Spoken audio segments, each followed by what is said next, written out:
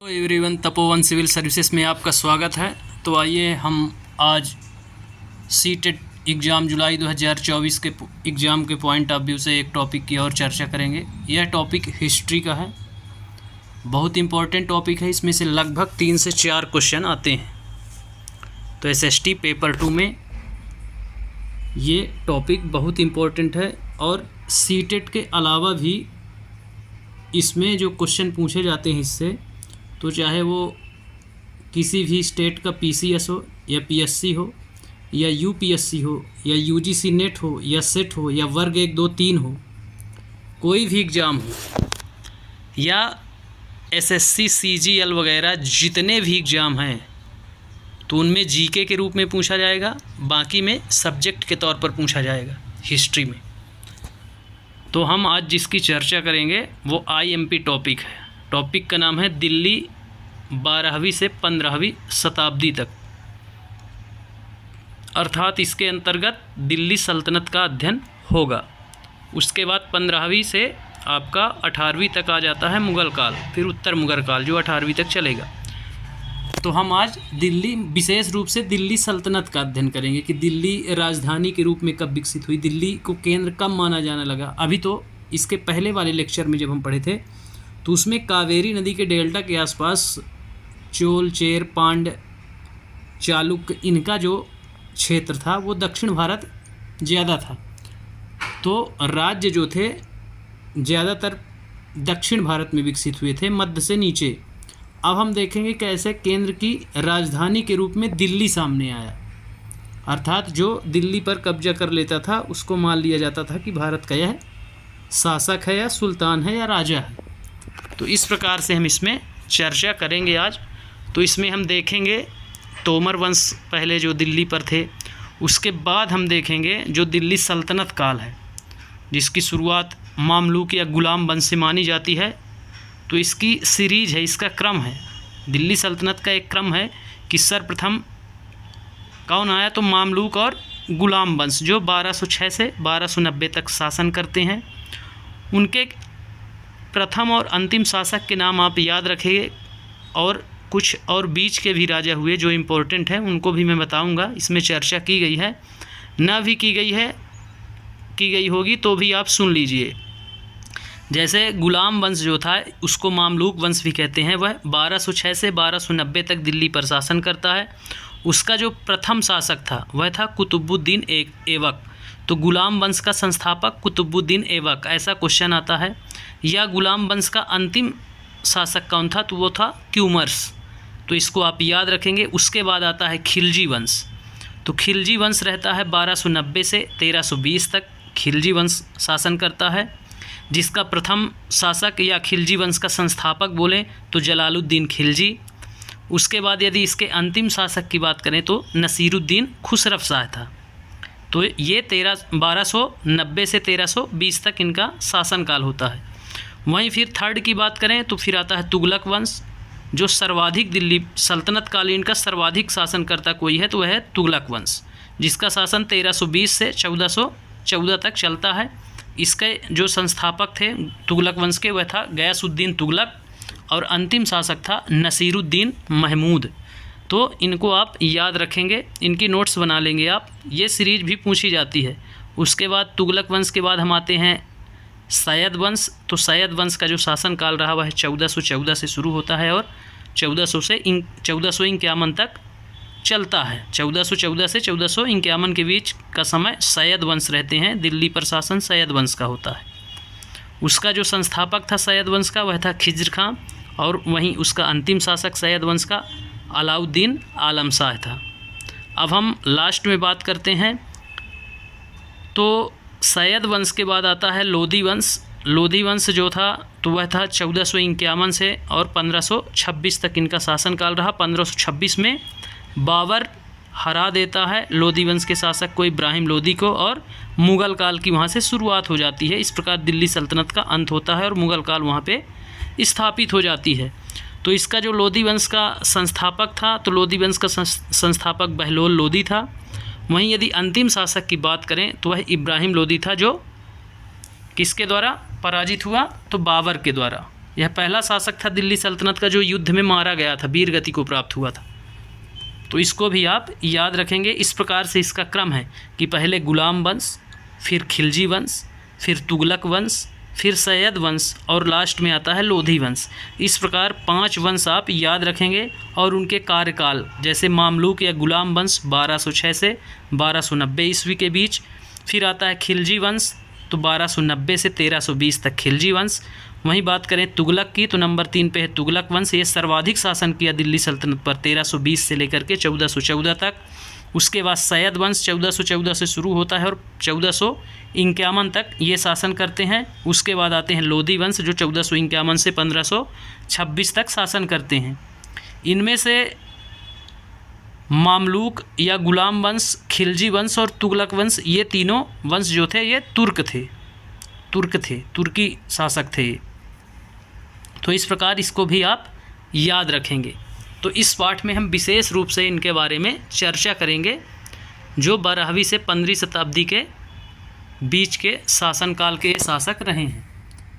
तो अब चलिए इस अध्याय को हम शुरू करते हैं। आज इस टॉपिक को आगे बढ़ाते हैं और आप लोग ज़्यादा से ज़्यादा लोगों को जोड़ें जिससे ये लेक्चर्स उन लोगों तक भी पहुंच पाएँ जो बेचारे उन तबकों से आते हैं जहाँ पे कोई सुविधाएं नहीं हैं। इस प्रकार से आप इसको लाइक, शेयर और कमेंट करें। और यदि कोई दिक्कत परेशानी है टॉपिक से रिलेटेड या सब्जेक्ट से रिलेटेड आपको, तो आप कमेंट कर सकते हैं, उसका निराकरण किया जाएगा।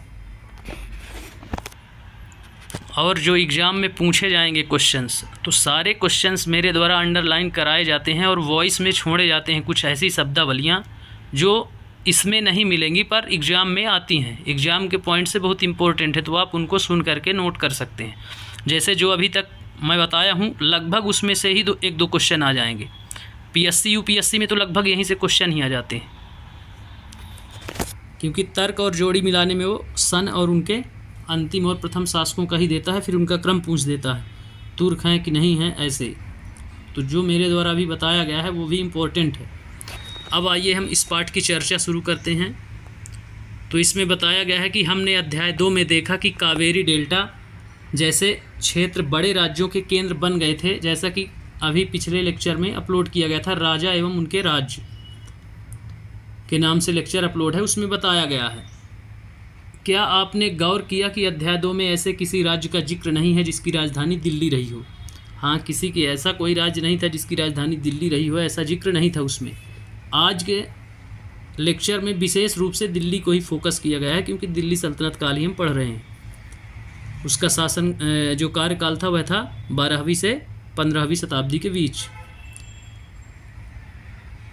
अब है इसकी वजह यह है कि दिल्ली महत्वपूर्ण शहर 12वीं शताब्दी में ही बना।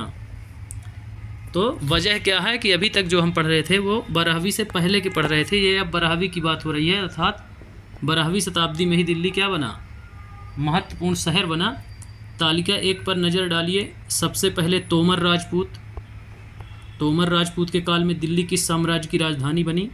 12वीं सदी के मध्य में तोमरों को अजमेर के चौहानों, पृथ्वीराज चौहान का नाम सुना होगा, जिन्हें चाहवान नाम, ये पिछले लेक्चर में भी है, इनका चाहवान नाम से जाना जाता है, ने परास्त कर दिया। तो तोमर को किसने परास्त किया? पहले तोमर की राजधानी दिल्ली थी, तोमर राजपूत वहाँ राज्य करते थे। उसके बाद तोमरों को किसने हरा दिया? चौहानों ने, और दिल्ली पर अब चौहानों का अधिकार हो गया। तो ये क्रम भी पूछता है, इसलिए आप ध्यान रखिएगा कि दिल्ली की स्थापना किसने की राजधानी के रूप में, ये क्वेश्चन आता है। तो दिल्ली की स्थापना राजधानी के रूप में तोमर वंश ने की थी, तो इसको आप नोट कर लेंगे। तोमरों और चौहानों के राज्यकाल में ही दिल्ली वाणिज्य का एक महत्वपूर्ण केंद्र बन गया। इस शहर में बहुत सारे समृद्धिशाली जैन व्यापारी रहते थे, जिन्होंने अनेक मंदिरों का निर्माण करवाया। यहाँ देहली वाल कहे जाने वाले सिक्के भी ढाले जाते थे, जो काफ़ी प्रचलन में थे। तो देहली वाल को आप याद रखेंगे कि यहाँ कौन से सिक्के ढाले जाते थे? देहली वाल कहे जाने वाले सिक्के ढाले जाते थे, जो काफ़ी प्रचलन में थे। अब हम देखते हैं अगला पैराग्राफ।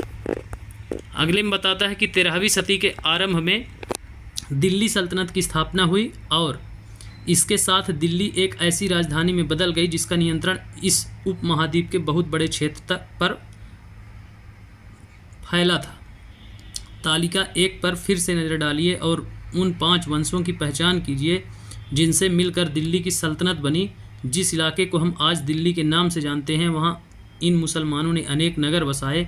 मानचित्र को देखकर दिल्ली ए कुहना, सीरी और जहाँ पनाह को पहचानिए।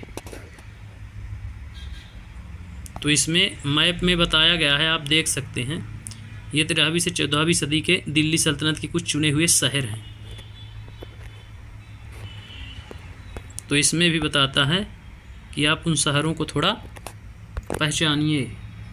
दिल्ली, कुहना, सीरी और जहाँ पनाह। तो ये है आपका सीरी, उसके नीचे जहाँ पनाह और दिल्ली कुहना। तो इस प्रकार से आप देख सकते हैं।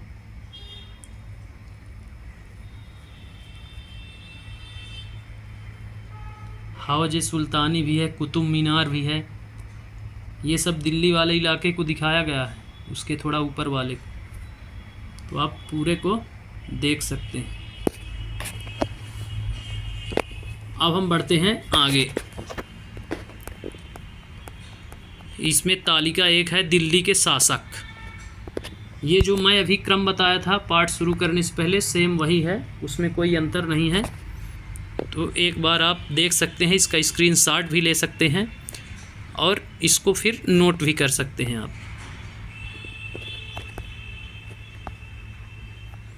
तो पहले हम आरंभिक 12वीं शताब्दी राजपूत वंश की यदि बात करें तो तोमर वंश आरंभिक 12वीं शताब्दी 1165। तोमर वंश में अनंगपाल 1130 से 1145 तक अनंगपाल का शासन रहा दिल्ली पर। उसके बाद तोमरों को पराजित किसने किया? तो चौहानों ने, जैसा कि ऊपर के पैराग्राफ में दिया गया है। चौहान में पृथ्वीराज चौहान है। चौहानों का जो शासनकाल है वह 1165 से 1192 तक है। 1192 में ही तराइन का द्वितीय युद्ध लड़ा गया था, जिसमें पृथ्वीराज चौहान गौरी द्वारा पराजित हो गए थे। उस समय दिल्ली पर पृथ्वीराज चौहान का शासन था। जैसे ही पराजित हुए तो वहाँ गौरी का शासन हो गया। तो इस प्रकार से 92 में पृथ्वीराज चौहान या चौहान वंश का अंत हो जाता है और प्रारंभिक तुर्की शासक, जैसा कि शुरू में मैं बताया हूँ कि तुर्की शासनकाल यहाँ से शुरू होता है। तो पृथ्वीराज चौहान 1175 से 1192 तक, जबकि चौहान वंश 1165 से कहाँ 1192 तक रहा। अंतिम शासक पृथ्वीराज चौहान माना जाएगा। 92 में तराइन के द्वितीय युद्ध में ये पराजित हुआ था, जबकि प्रथम युद्ध में जीत गया था पृथ्वीराज चौहान, गौरी पराजित हो गया था। अब हम आते हैं प्रारंभिक तुर्की शासक 1206 से 1290 तक, इसमें दिया गया है। इसमें प्रारंभिक तुर्की शासक जिसको गुलाम वंश बोलेंगे, गुलाम वंश, ये गौरी का गुलाम था कुतुबुद्दीन ऐबक, इसलिए इसको गुलाम वंश बोला गया। तो कुतुबुद्दीन ऐबक जो था वो 1206 से 1210 तक शासन करता है। बहुत सारी चीज़ों का निर्माण भी करता है कुतुबुद्दीन ऐबक, बहुत इम्पोर्टेंट है। इसकी कुछ निर्माण की गई इमारतों के नाम आते हैं, जैसे कि इसके कार्यकाल में एक सूफी संत कुतुबुद्दीन बख्तियार काकी की याद में इसने कुतुब मीनार का निर्माण करवाया। ये आप नोट कर लीजिए, किसकी याद में? तो सूफी संत कुतुबुद्दीन बख्तियार काकी की याद में इसने कुतुब मीनार का निर्माण करवाया था। जबकि उसका पूर्ण निर्माण किसने करवाया? तो कुतुब मीनार का निर्माण तो करवाया, लेकिन थोड़ा अधूरा था, जिसको पूरा किसने किया? इल्तुतमिश ने पूरा किया।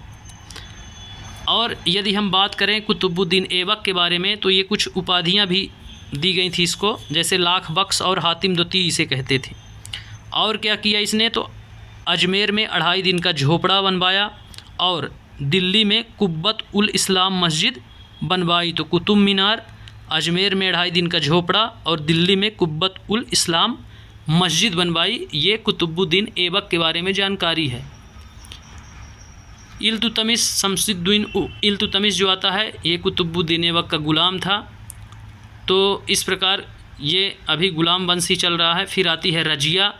रजिया तो इल्तुतमिश का शासनकाल 1210 से 1236 तक, रजिया का 1236 से 1240 तक। फिर आता है गयासुद्दीन बलवन। बलवन 1266 से 1287 तक शासन करता है। तो ये इनका क्रम है, आप इनको याद रखेंगे। इनमें से आपको इल्तुतमिश, इसने कुतुब मीनार का कार्य पूर्ण किया था। फिर बलवन की भी कुछ नीतियां हैं जो इम्पोर्टेंट हैं, तो उसको भी अभी हम आगे चर्चा करेंगे उनकी, लेकिन आप यहाँ इनका कार्यकाल देख सकते हैं और इसको स्क्रीनशॉट के माध्यम से रख लीजिए और नोट कर लेंगे। अब आते हैं हम खिलजी वंश में। तो खिलजी वंश का शासन 1290 से 1320 तक चलेगा। उसमें मुख्य रूप से जलालुद्दीन खिलजी, जो गुलाम वंश के अंतिम शासक क्यूमर्स की हत्या करके और खिलजी वंश की स्थापना करता है। जलालुद्दीन खिलजी 1290 से 1296 तक इसका शासनकाल होता है दिल्ली सल्तनत में। उसके बाद आता है अलाउद्दीन खिलजी, जो इसका भतीजा भी था और दामाद भी था। इसने अलाउद्दीन खिलजी ने जलालुद्दीन की हत्या कर दी। उसकी बेटी से विवाह इसका हो चुका था, अर्थात ये दामाद भी था और भतीजा भी था। हत्या करके स्वयं गद्दी पर बैठ जाता है और 1296 से 1316 तक का इसका कार्यकाल होता है। फिर इसके मरने के बाद भी हालांकि 4 वर्ष इसका शासनकाल, लास्ट जो शासक रहता है उसका चलता है, जैसे जो है नसीरुद्दीन खुसरव शाह। उसके बाद इसका अंत हो जाता है। अंत के कौन करता है? तो गयासुद्दीन तुगलक। और अब खिलजी वंश का अंत हो गया 1320 में। अब 1320 से 1414 तक चलेगा तुगलक वंश। तुगलक वंश की स्थापना तो गयासुद्दीन तुगलक 1320 से 1324। फिर आता है मोहम्मद तुगलक, मोहम्मद बिन तुगलक भी इसे बोलते हैं, पागल बादशाह भी बोलते हैं। बहुत सारे लेखकों ने इसको बहुत सारे नाम दिए हैं। तो इसका जो तुगलक मोहम्मद तुगलक था, इसका 1324 से 1351 तक शासनकाल तक। फिर आ जाता है फिरोज शाह तुगलक, 1351 से 1388 तक इसका शासनकाल रहता है। अब हम आते हैं सैयद वंश। सैयद वंश का जो संस्थापक था वह था खिज्र खान। तो इस प्रकार इसको भी याद रखेंगे। इनका जो कार्यकाल था, सैयद वंश का टोटल कार्यकाल था 1414 से 1451 और खिज्र खान का 1414 से 1421 तक। अंतिम शासक आपको पहले ही बता दिया गया है कि अलाउद्दीन आलम शाह इसका अंतिम शासक था। उसके बाद आते हैं लोधी वंश में। तो लोधी वंश बहलोल लोधी वंश जो था 1451 से 1526 तक, और इसका अंत करता है कौन? बाबर इब्राहिम लोधी को। बहलोल लोधी, फिर सिकंदर लोधी, फिर इब्राहिम लोधी। तो ये 3 शासक हुए हैं। तो अंतिम शासक था इब्राहिम लोधी, जिसको पराजित कर दिया जाता है 1526 में बाबर द्वारा, और वहाँ मुग़ल काल की स्थापना हो जाती है। तो इस प्रकार से दिल्ली सल्तनत का अंत हो जाता है। तो गुलाम वंश से शुरू होती है कहानी और लोधी वंश पे ख़त्म हो जाती है दिल्ली सल्तनत की कहानी। अब हम आगे बढ़ते हैं, आगे देखते हैं चर्चा। तो सुल्तानों के अधीन दिल्ली। इतिहास तारीख एक वचन, तवारीख बहुवचन है। तारीख का एक वचन तारीख है, जबकि तवारीख बहुवचन है। जो मुसलमानों के शासनकाल में प्रशासन की भाषा फारसी में लिखे गए थे। तवारीख के लेखक सचिव, प्रशासक, कवि और दरबारियों जैसे सुशिक्षित व्यक्ति होते थे, जो घटनाओं का वर्णन भी करते थे और शासकों को प्रशासन संबंधी सलाह भी देते थे। वे न्याय संगत शासन के महत्व पर बल देते थे। तो जो सचिव, प्रशासक, कवि, दरबारी और सुशिक्षित व्यक्ति होते थे, वो घटनाओं का वर्णन भी करते थे कवि लोग, और न्याय संगत शासन के महत्व पर बल देते थे और सलाह देने का भी कार्य करते थे। तो इनको आप याद रखेंगे, कौन कौन ऐसे व्यक्ति थे जो सलाह देने का कार्य करते थे और न्याय संगत में उसकी सहायता करते थे राजा की। अब देखते हैं न्याय चक्र। एक कोट में दिया गया है न्याय चक्र। 13वीं सदी के इतिहासकार फ़क्र मुदब्बिर ने लिखा है। क्या लिखा है अब देखते हैं। राजा का काम सैनिकों के बिना नहीं चल सकता, सैनिक वेतन के बिना नहीं जी सकते। वेतन आता है किसानों से एकत्रित किए गए राजस्व से, मगर किसान भी राजस्व तभी चुका सकेंगे जब वे खुशहाल और प्रसन्न हों। ऐसा तभी हो सकता है जब राजा न्याय और ईमानदार प्रशासन को बढ़ावा दे। तो इस प्रकार राजा के कर्तव्य दिए गए हैं कि वह ईमानदार हो और ईमानदार प्रशासन को क्या करेगा? बढ़ावा देगा। इस प्रकार से इस कोट में उतना इम्पोर्टेंट नहीं दिया गया है कि क्वेश्चन यहाँ से पूछा जा सके। आगे अब हम देखते हैं। तो एक कोट इधर दिया गया है, जन्म सिद्ध अधिकार। जन्म के आधार पर विशेषाधिकार का दावा। उदाहरण के लिए लोग मानते थे कि कुलीन व्यक्तियों को कुछ खास परिवारों में जन्म लेने के कारण शासन करने का अधिकार विरासत में मिला है। तो ये जन्म सिद्ध अधिकार के तौर पर। अब फिर लिंग भेद, ये पेडागाजी से जोड़ा जाता है। पेडागाजी का CDP का लेक्चर अभी डाला गया था एक, आप उसमें देख सकते हैं। लिंग भेद दिया गया है यहाँ। स्त्री तथा पुरुषों के बीच सामाजिक शरीर रचना संबंधी अंतर, आमतौर पर यह तर्क दिया जाता है कि ऐसे अंतर के कारण पुरुष स्त्रियों की तुलना में श्रेष्ठ होते हैं। किसके कारण? शारीरिक संरचना का तर्क दिया जाता है। अब यहाँ आते हैं पाठ पर, तो वे कुछ बातें ध्यान में रखें। तवारीख के लेखक नगरों में, विशेषकर दिल्ली में रहते थे। गांव में शायद ही कभी रहते हों। वे अक्सर अपने इतिहास सुल्तानों के लिए उनसे ढेर सारे इनाम इकराम पाने की आशा में लिखा करते थे। तो इतिहासकार क्यों लिखा करते थे इतिहास? तो ढेर सारे इनाम इकराम पाने की आशा में वे इतिहास लिखा करते थे राजाओं का। ये लेखक अक्सर शासकों को जन्म सिद्ध अधिकार और लिंग भेद पर आधारित आदर्श समाज व्यवस्था बनाए रखने की सलाह देते थे। जो लेखक थे उनके, राजाओं के, तो वे जन्म सिद्ध अधिकार और लिंग भेद पर आधारित आदर्श समाज की व्यवस्था बनाए रखने की सलाह देते थे। अब हम बढ़ते हैं आगे।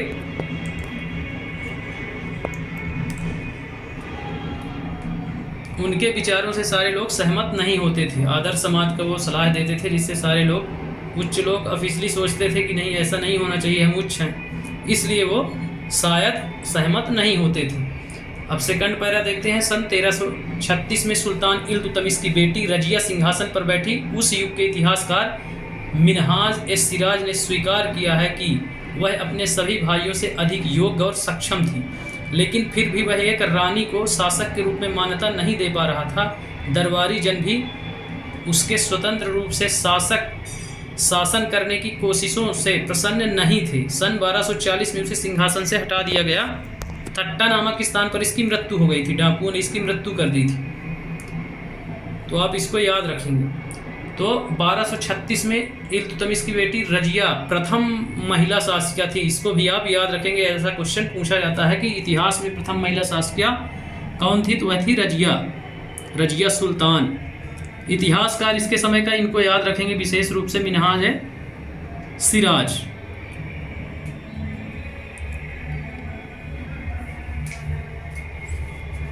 लेकिन दरबारी जन इसका विरोध करते थे और 1240 में इसके शासनकाल का अंत हो जाता है। तो 36 से 40 4 वर्ष का इसका शासनकाल होता है। तो इस प्रकार इसको याद रखेंगे आप। अब हम देखते हैं आगे रजिया के बारे में मिनहाज सिराज के विचार।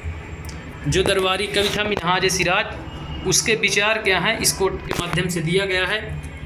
तो मिनहाज सिराज देखते हैं क्या लिखते हैं। मिनहाज सिराज का सोचना था कि ईश्वर ने जो आदर्श समाज व्यवस्था बनाई है उसके अनुसार स्त्रियों को पुरुषों के अधीन होना चाहिए और रानी का शासन इस व्यवस्था के विरुद्ध जाता है। वह लिखता है कि जो आदर्श समाज ईश्वर ने बनाया है, तो कैसा बनाया है कि स्त्रियां जो हैं, स्त्रियों को पुरुषों के अधीन ही होना चाहिए और रानी का शासन व्यवस्था के विरुद्ध जाता है। अर्थात यदि रानी शासिका है तो वह शासन व्यवस्था के विरुद्ध है, ऐसा वह लिखता है। इसलिए यह पूछता है खुदा की रचना के खाते में उसका ब्यौरा चूंकि मर्दों की सूची में नहीं आता, इसलिए इतनी शानदार खूबियों से भी उसे आखिर हासिल क्या हुआ। तो वह बताने की कोशिश करता है कि खुदा की रचना में मर्दों में उसकी गिनती तो नहीं आती है, पर इतनी शानदार उसमें खूबियाँ थी जो उसके भाइयों में नहीं थी, उसके बावजूद भी उसे क्या हासिल हुआ, इस पर वो बताता है, तंज मारता है कि आखिर 4 साल में कुछ नहीं कर पाई और उसकी मृत्यु हो गई। अब हम बढ़ते हैं सेकंड पैरा में। तो रजिया ने अपने अभिलेखों और सिक्कों पर अंकित करवाया कि वह सुल्तान इल्तुतमिश की बेटी थी। आधुनिक आंध्र प्रदेश के वारंगल क्षेत्र में किसी समय काकतीय वंश का राज्य था। तो काकतीय वंश का राज्य आप यहाँ याद रखेंगे। आधुनिक आंध्र प्रदेश वारंगल क्षेत्र काकतीय वंश का राज्य था। उस वंश की रानी रुद्रमा देवी, ये फिल्म भी बनी है रुद्रमा देवी पर। यदि आप साउथ इंडियन फिल्म देखेंगे तो आपको सर्च करेंगे तो मिल जाएगा रुद्रमा देवी के नाम से ही फिल्म बनी है। तो इस प्रकार से इसको आप ध्यान रखेंगे। तो रानी रुद्रमा देवी का जो कार्यकाल था इसमें बताया गया है 1262 से 1289 के व्यवहार से रजिया का व्यवहार बिल्कुल विपरीत था। रुद्रमा देवी ने अपने अभिलेखों में अपना नाम पुरुषों जैसा लिखवा कर अपने पुरुष होने का भ्रम पैदा किया था, जैसा कि फिल्म में भी दिखाया गया है। आप देखेंगे यदि फिल्म में स्पष्ट रूप से दिखाया गया है। एक और महिला शासक थी कश्मीर की रानी दिद्दा, इसको भी आप याद रखेंगे, ये बहुत इम्पोर्टेंट रानी है कश्मीर की रानी दिद्दा। उनका नाम दीदी बड़ी बहन से निकला है। जाहिर है प्रजा ने अपनी प्रिय रानी को यह स्नेह भरा संबोधन दिया होगा। तो दोनों को आप याद रखेंगे, दिद्दा कश्मीर की रानी और रुद्रमा देवी काकतीय वंश अर्थात वारंगल की रानी थी, जो वर्तमान आंध्र प्रदेश में है। तो ये सारे क्वेश्चंस हैं, ये सारे क्वेश्चंस आ चुके हैं, पूछे जाते हैं। फिर है मिन्हास के विचार अपने शब्दों में व्यक्त कीजिए। क्या आपको लगता है कि रजिया के विचार भी यही थे? आपके अनुसार स्त्री के लिए शासक बनना इतना कठिन क्यों था? तो ये आपके विचार के लिए टाइटल लिखा गया है। इसके ऊपर जहाँ अंडरलाइन है यहाँ से क्वेश्चन आते हैं, इनको आप नोट कर सकते हैं। फिर आता है खिलजी और तुगलक वंश के अंतर्गत प्रशासन नज़दीक से एक नज़र में। अभी हमने किसका देखा? गुलाम वंश का, जिसमें रजिया का देखा। अब हम आते हैं खिलजी वंश और तुगलक वंश। फिर खिलजी आता है, फिर तुगलक आता है। तो दिल्ली सल्तनत जैसे विशाल साम्राज्य के समेकन के लिए विश्वसनीय सूबेदारों तथा प्रशासकों की ज़रूरत थी। दिल्ली के आरंभिक सुल्तान विशेषकर इल्तुतमिश सामंतों और जमींदारों के स्थान पर अपने विशेष जो है गुलामों को सूबेदार नियुक्त करना अधिक पसंद करते थे। तो इसमें बताया गया है कि दिल्ली जैसा जो विशाल साम्राज्य था उसके समेकन यानी उसको एकत्रीकरण सुदृढ़ीकरण करने के लिए, उसको बांधने के लिए विश्वसनीय विश्वासपात्र सूबेदारों और प्रशासकों की ज़रूरत थी। तो दिल्ली के आरंभिक सुल्तान जैसे विशेष रूप से इल्तुतमिश और सामंतों और जमींदारों के स्थान पर अपने गुलामों को सूबेदार नियुक्त करना अधिक पसंद करता था। इन गुलामों को फारसी में बंदगा, इस शब्दावली को आप ध्यान रखेंगे, बंदगा कहा जाता है फारसी भाषा में गुलामों को या सामंतों को, तथा इन्हें सैनिक सेवा के लिए खरीदा जाता था। इन्हें राज्य के कुछ बहुत सी महत्वपूर्ण राजनीतिक पदों पर काम करने के लिए बड़ी सावधानी से प्रशिक्षित किया जाता था। वे चूंकि पूरी तरह अपने मालिक पर निर्भर होते थे, इसलिए सुल्तान भी विश्वास करके उन पर निर्भर हो सकते थे। पूर्णतः ये सारी सामग्री के लिए, सभी ज़रूरतों के लिए सुल्तान पर निर्भर रहते थे, इसलिए सुल्तान भी इन पर क्या करते थे? विश्वास करते थे। अब हम बढ़ते हैं आगे।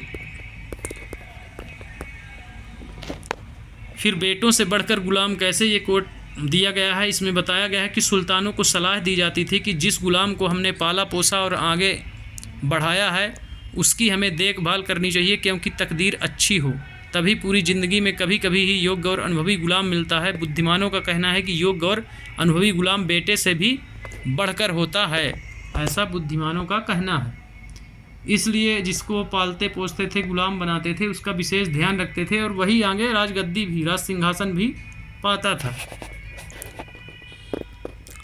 आश्रित शब्द का यहाँ अर्थ बताया गया है, जो किसी अन्य व्यक्ति के संरक्षण में रहता हो, उस पर निर्भर हो, उसे हम आश्रित कहेंगे।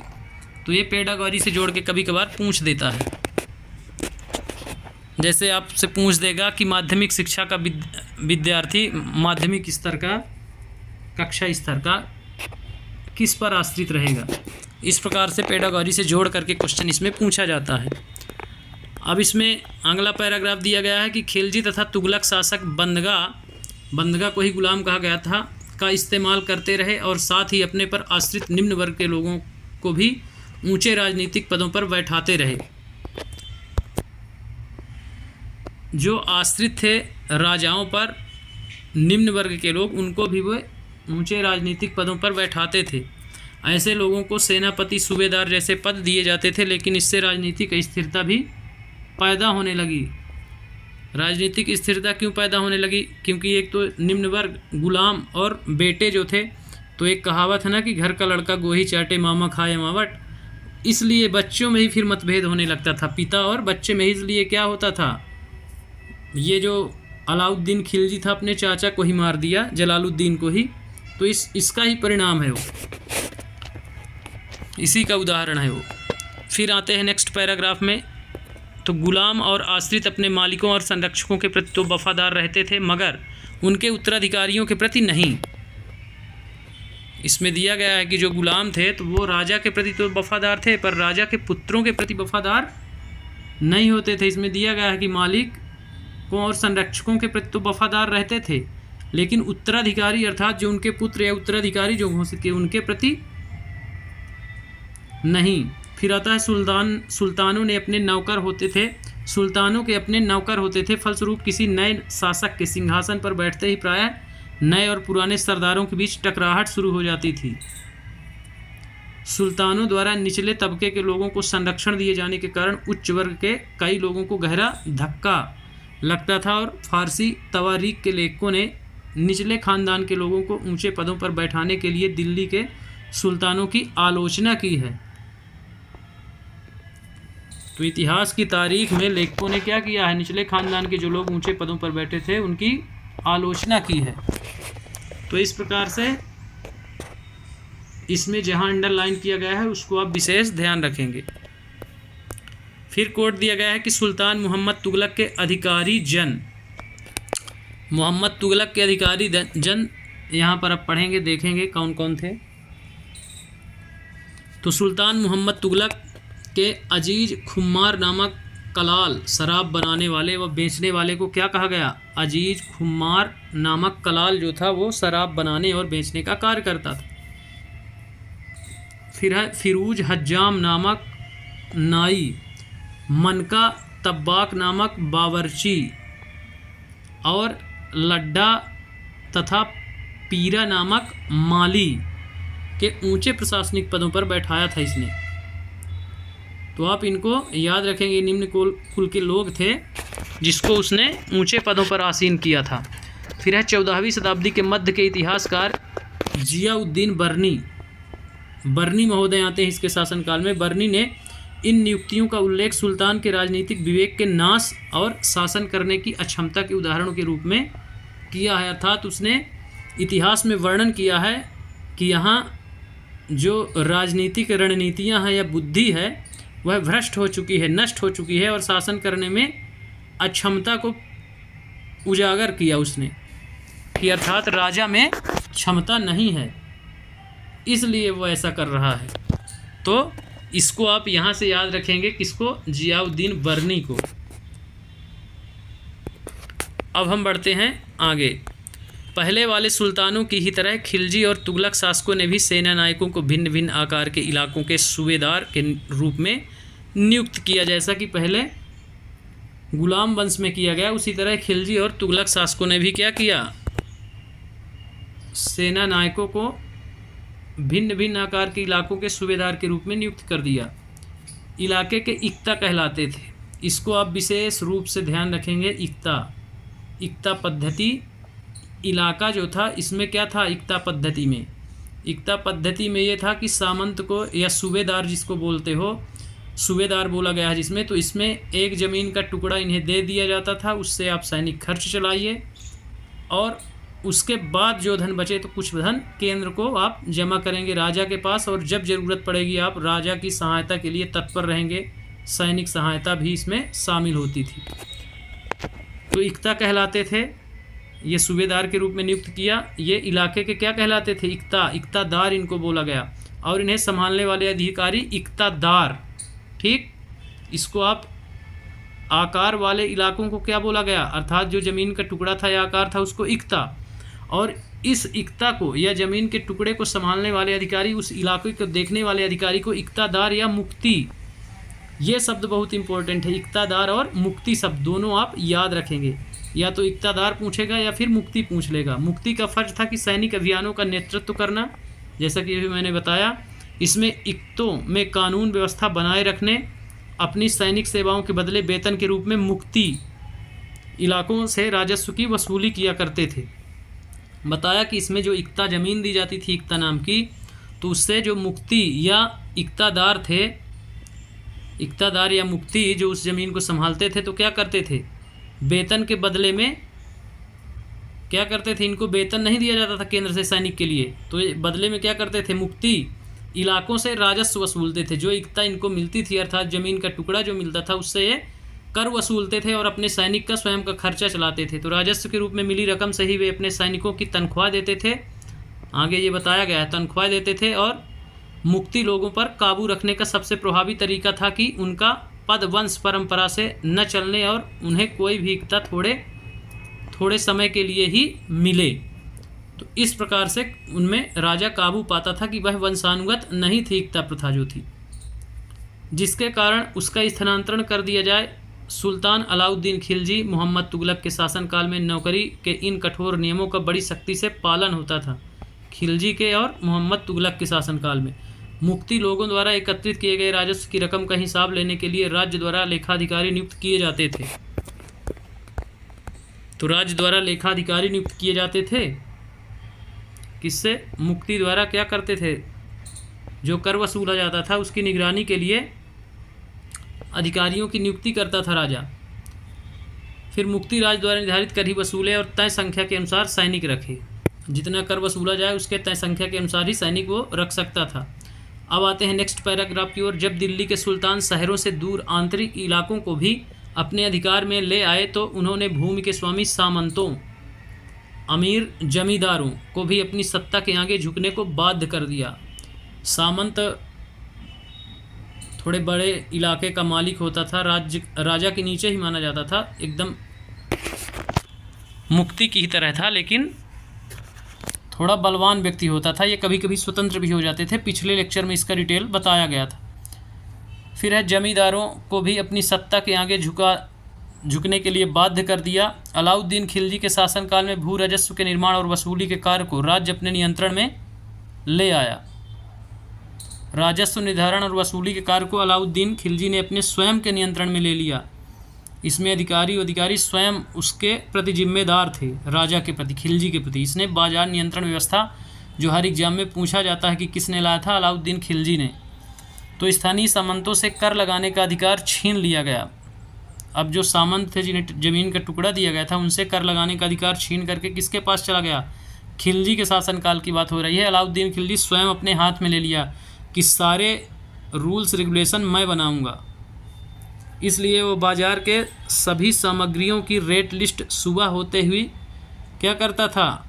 छपवा देता था, चिपकवा देता था कि आपको इस रेट में ही ये सारी सामग्री बेचनी है, क्योंकि वो पहले ही पैसा दे देता सामग्री जितनी होती थी, और फिर बोलता था कि आप इससे ऊपर रेट नहीं लगाएंगे और कम तौलेंगे तो आपके शरीर से उतना मांस निकाल लिया जाएगा। इस प्रकार से उनको बाध्य कर दिया था। फिर है बल्कि स्वयं उन्हें भी कर चुकाने को बाध्य कर दिया, सामंतों को भी कर चुकाने के लिए बाध्य कर दिया। सुल्तान के प्रशासकों ने ज़मीन की पैमाइश की, अर्थात नप्ती की, और इसका हिसाब बड़ी सावधानी में रखा। कुछ पुराने सामंत और जमींदार राजस्व के निर्धारण और वसूली अधिकारी के रूप में सल्तनत की नौकरी करने लगे। जो पुराने जमींदार और सामंत थे वे वसूली के लिए और वसूली के अधिकारी के रूप में क्या करने लगे? सुल्तान के यहाँ नौकरी करने लगे। उस समय 3 तरह के कर थे। कृषि पर, जिसे खराज, कृषि पर लगाए गए कर को किस नाम से जाना जाता है? खराज। और जो किसान की उपज का लगभग 50% होता था। इसको आप याद रखेंगे, वेरी वेरी इंपॉर्टेंट है। कृषि पर जो कर लगाया उसे खराज कहा गया, और कितना था ये? 50% लगभग। दूसरा है मवेशियों पर कर, और तीसरा है घरों पर। तो इस प्रकार आप याद रखेंगे, कृषि पर लगाए गए कर को खराज, मवेशियों पर कर तथा घरों पर कर।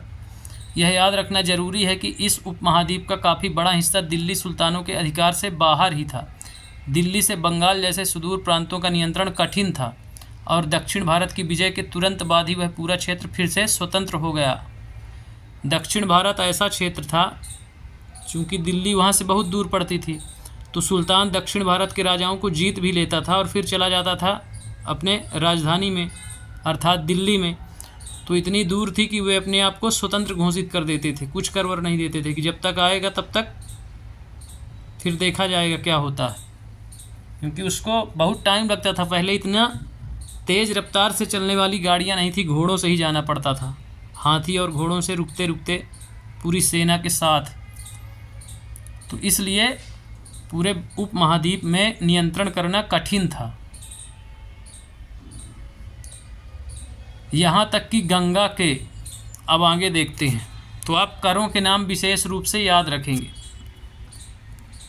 गंगा के मैदानी इलाके में भी घने जंगलों वाले ऐसे क्षेत्र थे जिनमें पैठने में सुल्तान की सेनाएं अक्षम थी।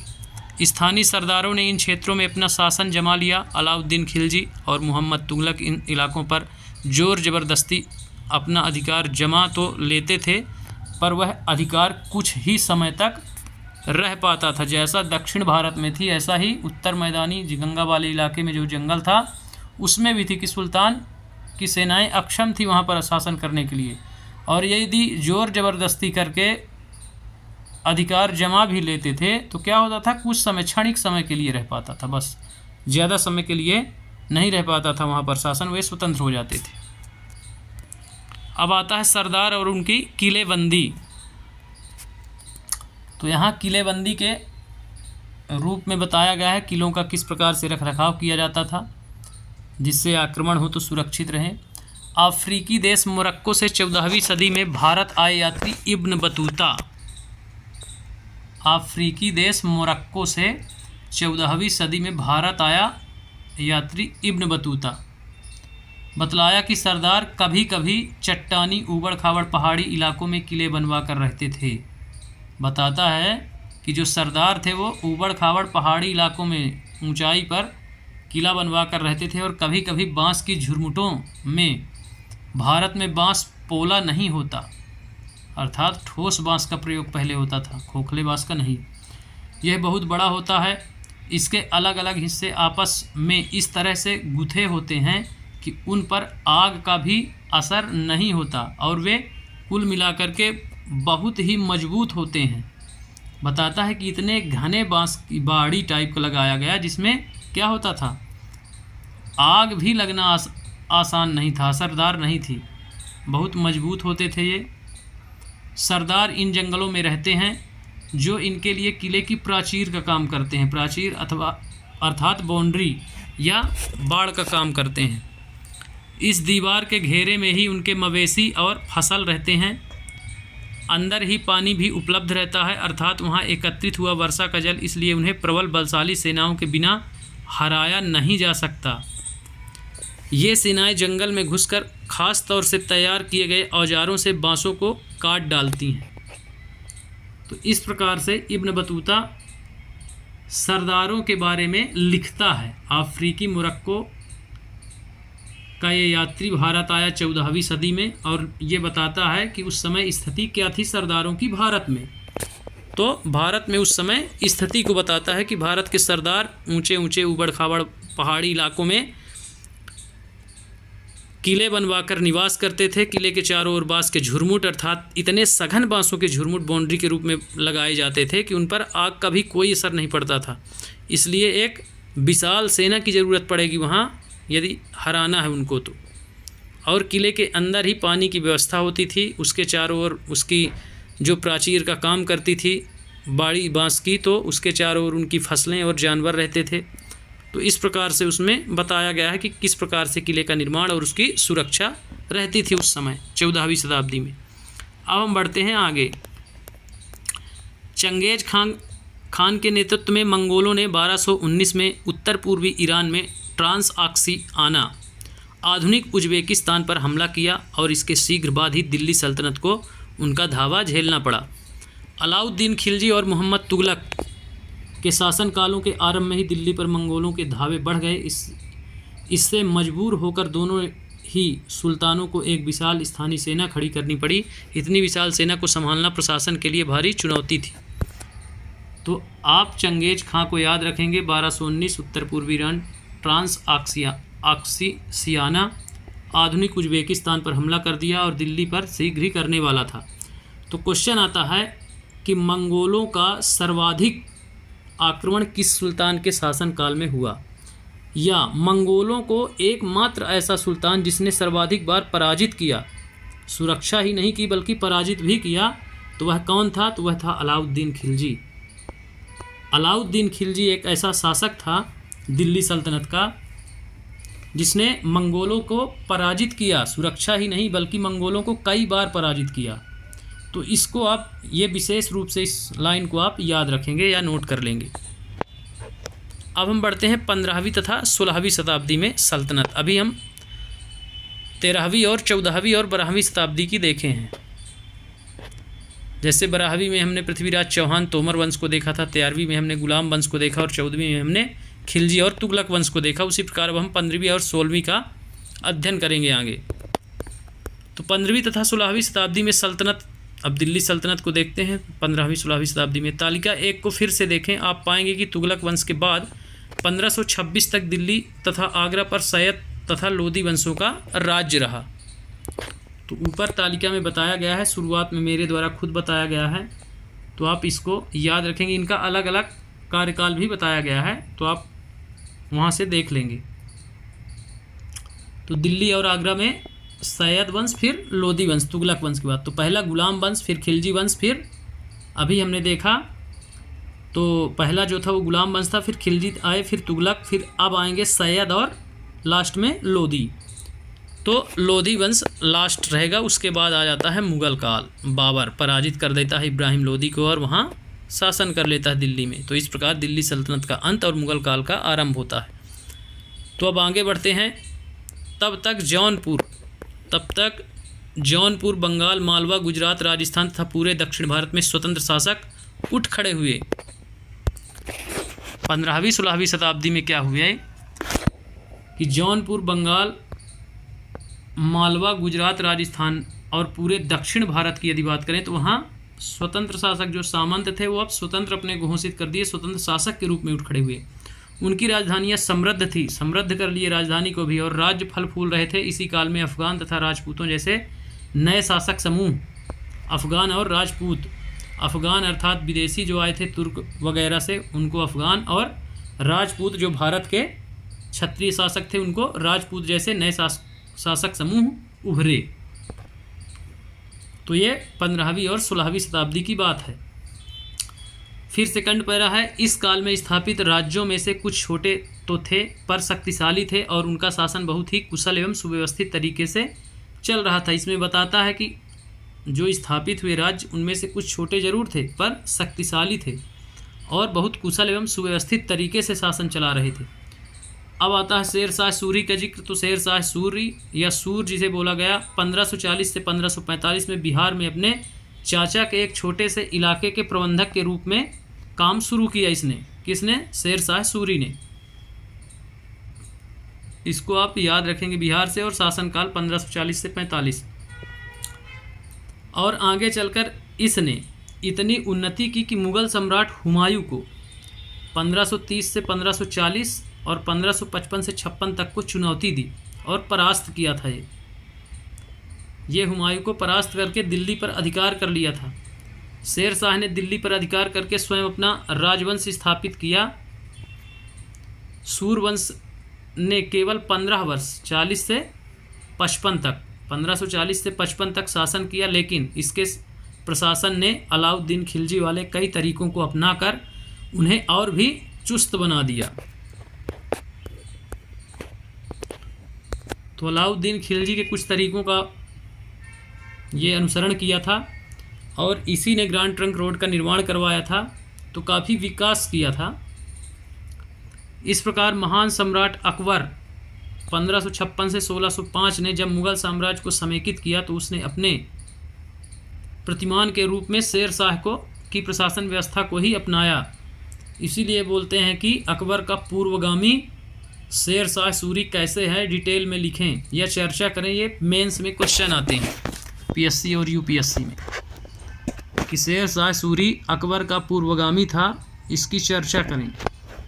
तो इसीलिए बोला जाता है क्योंकि क्या किया था, प्रतिमान स्वरूप उसकी कुछ योजनाएं नहीं, लगभग योजनाएं शेर शाह सूरी की प्रशासन व्यवस्था को ही अपना लिया था अकबर, इसलिए उसका पूर्वगामी बोलते हैं।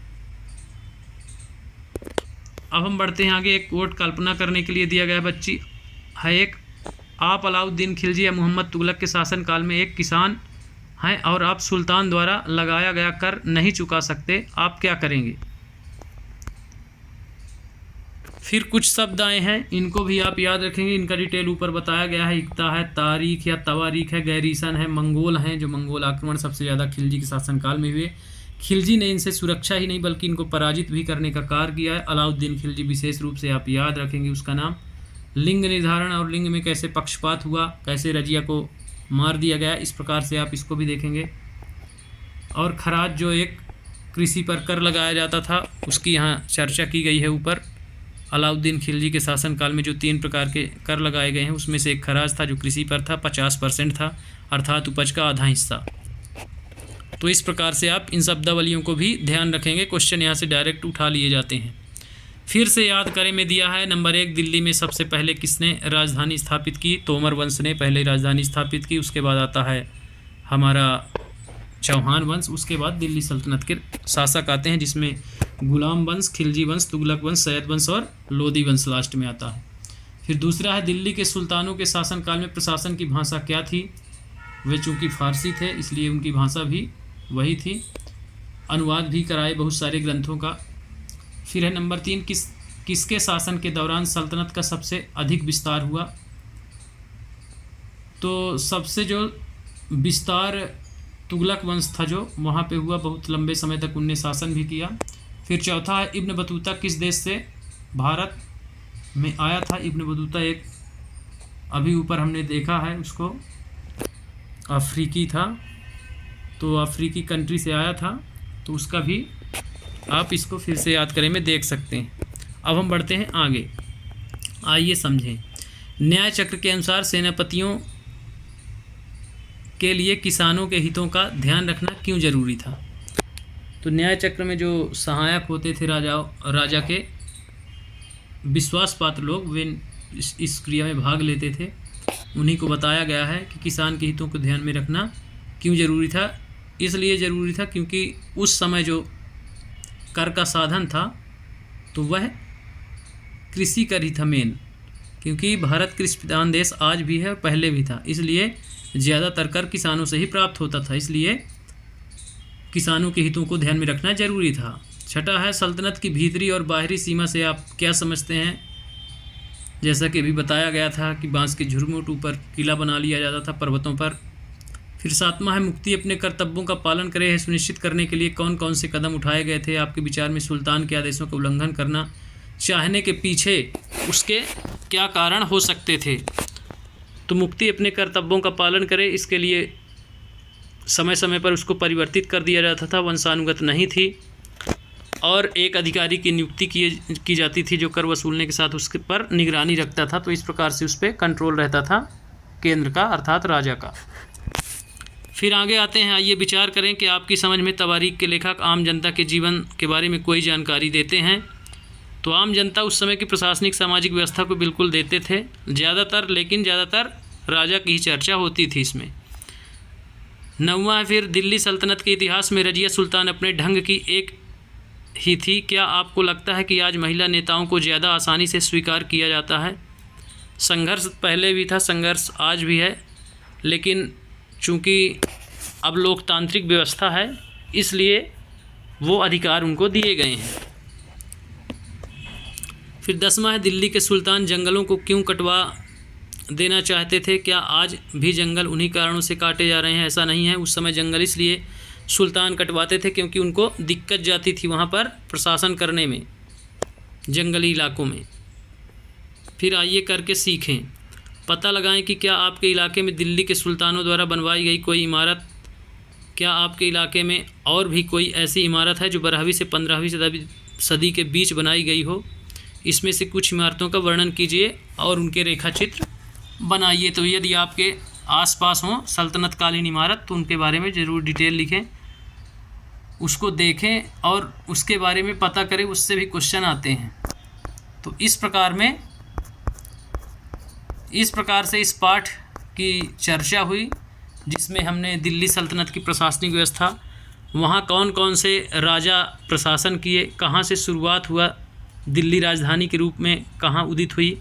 तो तोमर वंश पहला वंश था जिसने दिल्ली को राजधानी के रूप में स्थापित किया, शहर को बसाया। तो कहानी वहाँ से शुरू होती है और लोधी वंश तक आती है। अब अगला शायद लोधी वंश के बाद आता है मुग़ल। तो अब 15वीं 16वीं के बाद जो अब 16वीं से शुरू होगा वो मुग़ल काल अब अगले लेक्चर में आएगा। तो इस प्रकार से इस लेक्चर में हमने देखा गुलाम वंश अलाउद्दीन खिलजी को पढ़ा, ऐबक को पढ़ा, गुलाम वंश में कुतुबुद्दीन ऐबक को पढ़ा और इल्तुतमिश को देखा, रजिया सुल्तान को देखा, बलबन को देखा। ये सारे आप इनको याद रखेंगे। विशेष रूप से रजिया का जिक्र है तो रजिया को आप याद रखेंगे, क्योंकि जिसका जिक्र ज़्यादा है वही क्वेश्चन आते हैं। वहीं खिलजी में अलाउद्दीन खिलजी और उसके समय में हुए मंगोल आक्रमण की चर्चा की गई है, खिज्र खां की, तो आप उसकी भी मंगोल चंगेज खां की, तो आप उसको भी ध्यान में रखेंगे। सर्वाधिक आक्रमण उसी के शासनकाल में हुए। दिल्ली सल्तनत का एकमात्र शासक अलाउद्दीन खिलजी था जिसने मंगोलों को पराजित कर खदेड़ा था, तो इस प्रकार से उसको याद रखेंगे। उसके बाद आता है गुलाम वंश, जिसमें गयासुद्दीन तुगलक का इसमें जिक्र है, उसको भी याद रखेंगे आप। फिर सैयद वंश और उसके बाद लोदी वंश लास्ट है जो अभी हमने देखा। तो विशेष रूप से आप शुरू के जो जिनमें इस लेसन में जिनका जिक्र है उनको आप याद रखेंगे। तो इस प्रकार से यह टॉपिक यहीं पर कंप्लीट होता है। इसी के साथ धन्यवाद। कल फिर होगी मुलाकात।